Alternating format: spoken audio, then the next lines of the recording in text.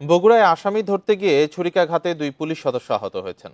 সকালে শহরের বড় কুমিরা এলাকায় এই ঘটনা ঘটে। আহতরা হলেন উপশহর পুলিশ ফাঁড়ির এএসআই জাহাঙ্গীর আলম ও পুলিশ কনস্টেবল মানিক।